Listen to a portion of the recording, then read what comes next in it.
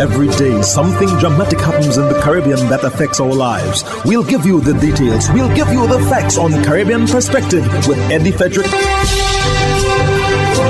Here's Eddie Frederick. Welcome to Caribbean Perspective. So glad you can join us. The story that dominates in today's edition for Thursday, 10th April 2025, and brought to you in association with our friends at Antillean Group. CARICOM's chair urges U.S. government to reconsider tariffs on the region. Details after this important message. Believe in our strength, we'll stand by you. Protection from all, perils big and small. Reassurance we give, it's so clear to see. Peace of mind, that's our service guarantee. We look after all our family. Yes, we do at every opportunity. Antillean Group, underwriters of all classes of insurance solutions for your protection and investment. Live well financially.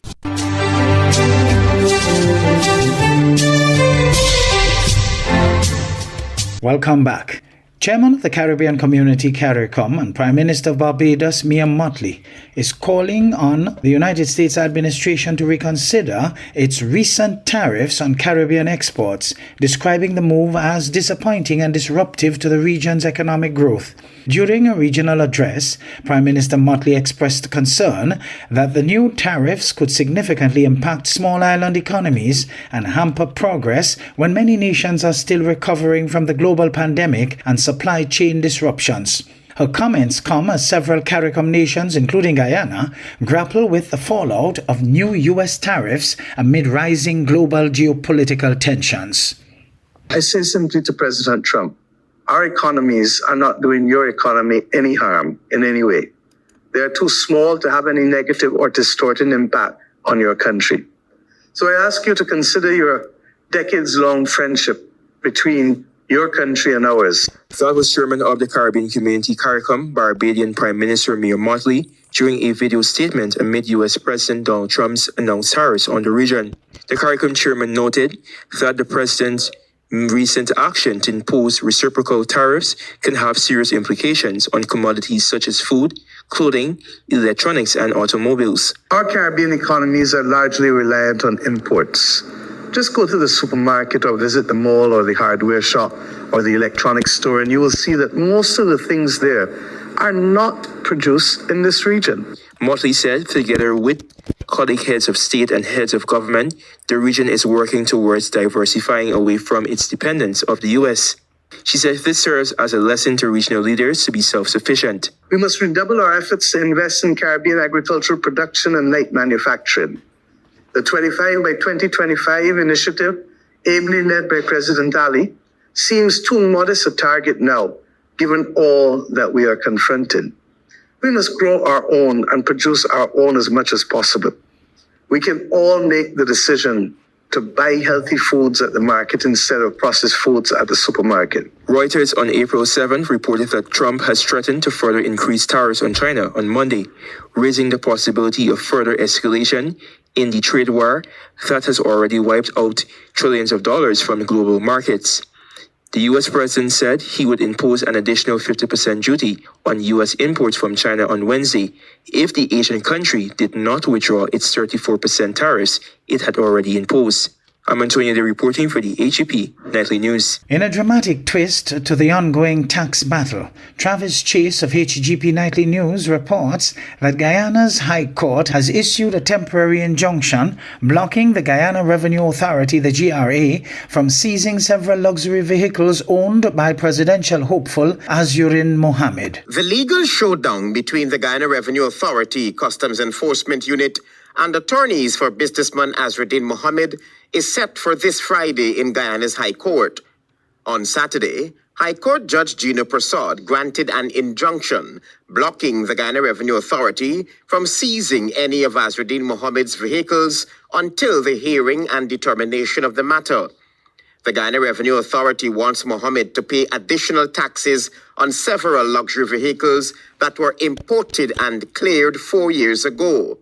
On Saturday, agents of the Customs Enforcement Unit of the Guyana Revenue Authority showed up at the businessman's home to take possession of the vehicles.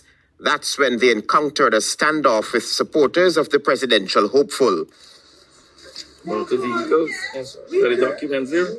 Oh, sir, this is a writ of assistance. The letters would have been sent to you via register mail. Yeah. Yeah. What the crown? Stop fighting him, man. Stop fighting him, president.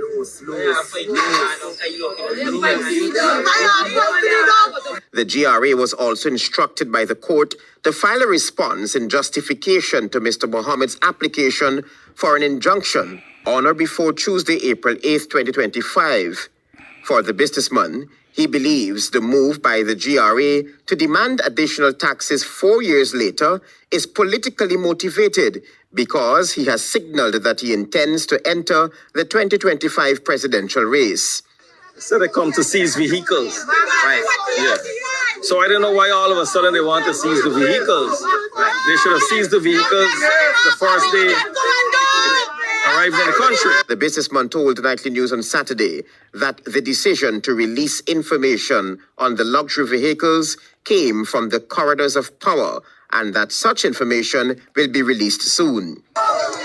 Very soon I have a lot of things to put in the public domain. Who instructed the release of these vehicles? It came from high up when the vehicles arrived in this country. I have all the proof and I will expose it so the public can see how wicked and vindictive these persons are. Azruddin Mohammed wants the High Court to declare that the vehicles are his properties. At the time of their respective registrations, they lawfully entered Guyana in 2021. The other declaration being sought are that the taxes now being claimed on the vehicles are arbitrary, unreasonable, contrary to natural justice, in breach of the 5th schedule of the Customs Act, Chapter 8201, irrational, unfair, and abuse of power, whimsical, capricious, and without any legal foundation or authority. Travis Chase, HGP Nightly News.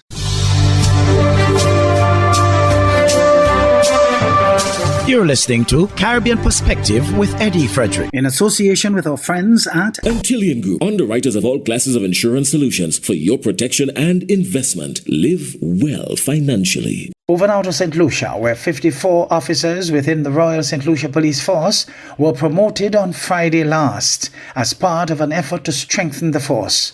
Among those advancing are Albert Chartley and Luke De Freitas, who have been elevated to the rank of Assistant Commissioner of Police.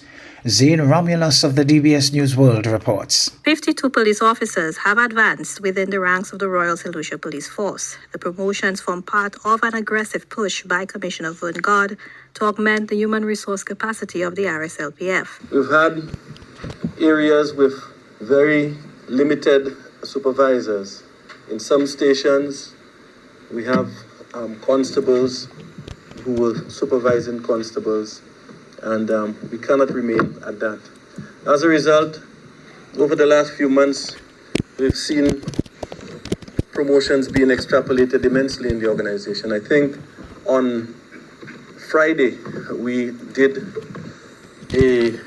about 52 promotions. Among those promoted are Albert Charlery, who bears responsibility for the Southern Division, and Luke De Freitas, who oversees the Central Division. They have moved from the rank of Superintendent to Assistant Commissioner of Police. I'm extremely happy in terms of being considered and having been recently promoted to the rank of an Assistant Commissioner of Police. I want to take the opportunity at this point to say thank you to my wife, my daughter, to members of the public who have continued to assist us every step of the way. Not forgetting the police officers who on a daily basis turn up for work and provide us with that service that is necessary to keep the St. Lucian community safe. So again, I want to say that it's a proud moment for me, and I look forward to continue doing my best. While it is a significant personal achievement for me, I think it signifies a lot more.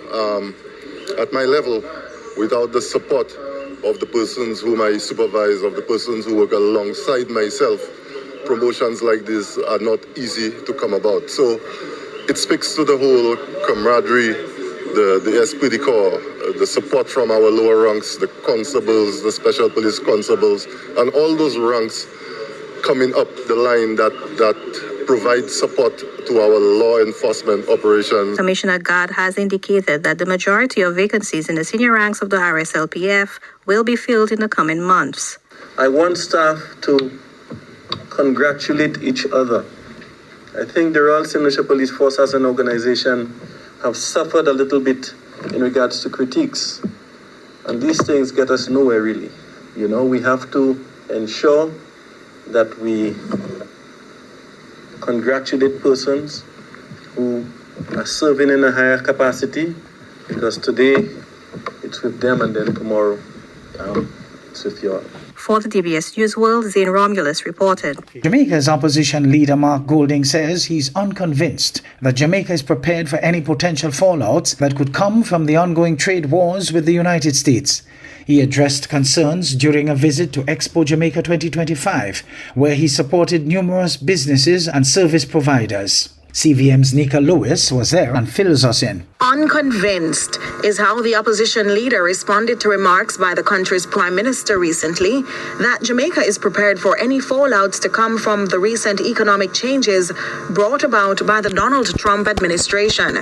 CVM News spoke with PNP President and Opposition Leader Mark Golding at Expo Jamaica 2025 in Kingston, explaining his concern. In a new era now with international trade, and that's going to affect everybody in this arena, producers and consumers. We don't know how deeply yet, because it depends on how countries react to what's been imposed on them. You know, the Prime Minister said that Jamaica's prepared. I'm not convinced of that. I think we're going to have to see how it plays out.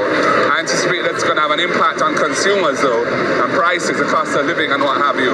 And also for our exporters who export into the United States. Golding hopes Jamaica's fate regarding exemptions can be further negotiated, adding that the effect may not be as severe as that of some countries hit by much higher tariffs. Admittedly, the tariff rate impacting them is at the lower end of the scale, and we're glad for that. And we hope that we'll be able to negotiate some exemptions as well. But overall, it's not just about the impact on exports. There's a wider impact on trade and the cost of living and inflation, and we're going to have to see how that plays out. Meantime, in responding to the new tech booths at the Expo, he reasons development and economic growth is closely connected to the innovations in technology and advances in artificial intelligence. Obviously, AI is very much the vogue now, and a number of the companies were looking at AI solutions, cybersecurity issues, which of course is also a critical thing. We have a lot of financial crime. In fact, you know, there was a report, I think, in today's paper where, you know, Jamaica's performance in the area of financial crime is a problem, and the FID is severely understaffed, which is the Financial Investigation Division. So this is something that, you know, we want to highlight, because that has to be corrected. But overall, I think that the operators of the various booths are very keen to give us a good sales talk as to why their products were wonderful. And we've had lots of samples, and they really are top quality products. Nika Lewis, CVM News.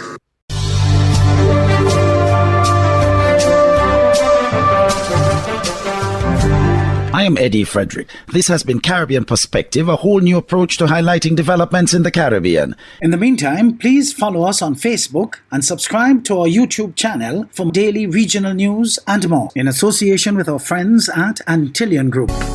Believe in our strength, we'll stand by you. Protection from all perils, big and small. Reassurance we give, it's so glad to see. Peace of mind, that's our service guarantee.